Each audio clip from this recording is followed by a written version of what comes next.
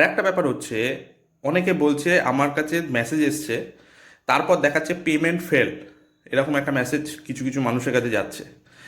বিশেষ করে যারা অফলাইনে ফিল আপ করেছেন তাদের ক্ষেত্রে বলছি, অনেক সময় হয়েছে কি, এটা তো একটা হিউম্যান কাজ করেছে, মানে অফলাইনে আপনি জমা দিয়েছেন ঠিক কথাই, কিন্তু সেই ফর্মটা নিয়ে গিয়ে আপনি যে বিডিও অফিস বা পঞ্চায়েত অফিস বা যেখানেই দিন না কেন, দুয়ারে সরকার, তারাও কিন্তু সেই অনলাইনে এন্ট্রি করেছে, সেটা কিন্তু মানুষ করেছে, এটা মেশিন করে না, ওটা দেখে দেখে মানুষ করছে। তো একটা ফর্ম যখন অনলাইনে ফিল আপ হচ্ছে, সেই ক্ষেত্রে একটা ফর্মের পেছনে প্রায় কম করে কিছু না 50খানা নাম্বার টাইপ করতে হচ্ছে, আরও বেশি তো কম নয়। আধার নাম্বার আছে, মোবাইল নাম্বার আছে দুবার, তারপরে ব্যাঙ্ক অ্যাকাউন্টের ডিটেলস আছে, বাড়ির অ্যাড্রেসের হোল্ডিং নাম্বার আছে, এই সমস্তগুলো সেখানে ফিল আপ করতে হচ্ছে, তারপর যাচ্ছে। তো সেই ক্ষেত্রে আমার মনে হয় এটা একটা প্র্যাকটিক্যাল জিনিস।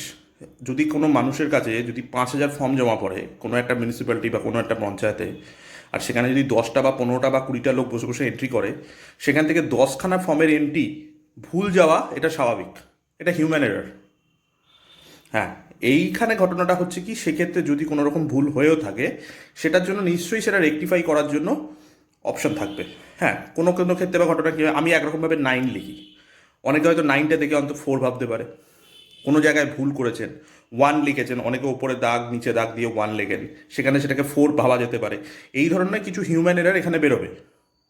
এইগুলোর জন্য অনেক রকম সমস্যা হতে পারে, হয়তো আপনার অ্যাকাউন্ট নাম্বারের লাস্টের ডিজিট হচ্ছে 21, সেখানে হয়তো চলে গেছে 29, সেটা কিন্তু ক্র্যাশ করবে। তো এইগুলো রেকটিফাই করার অপশান অবশ্যই পরবর্তীকালে থাকবে।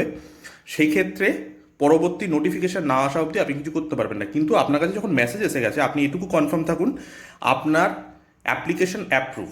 হ্যাঁ, হতে পারে, আমি তো হয়তো বলছি কোনো কারণে আপনি হয়তো ভুল টাইপ করেছেন, হয়তো তারা ভুল টাইপ করেছে, সেক্ষেত্রে হয়তো ব্যাঙ্ক অ্যাকাউন্টের ডিটেলসটা আপনার ভুল এসে গেছে, অথবা আপনার অ্যাড্রেসের সাথে হয়তো আপনি 48 অ্যাড্রেস দিয়েছেন, সেখানে 98 অ্যাড্রেস টাইপ হয়ে গেছে হোল্ডিং নাম্বার দিয়ে। এগুলো হবে, এগুলো নিয়ে কোনো প্যানিক করার কিছু নেই, পরবর্তীতে এগুলো সংশোধন নিশ্চয়ই হবে। হ্যাঁ, হয়তো সেই সময়কালের জন্য আপনার অ্যাকাউন্টে হয়তো টাকাটা ঢুকলো না, কিন্তু এটা নিয়ে প্যানিক করার কোনো দরকার নেই যে আমি টাকা পাইনি। আশা করি বুঝতে পেরেছেন। কোনো অসুবিধা হলে মোবাইলে কমেন্ট সেকশন রয়েছে, সেখানে গিয়ে কমেন্ট করবেন। টাটা।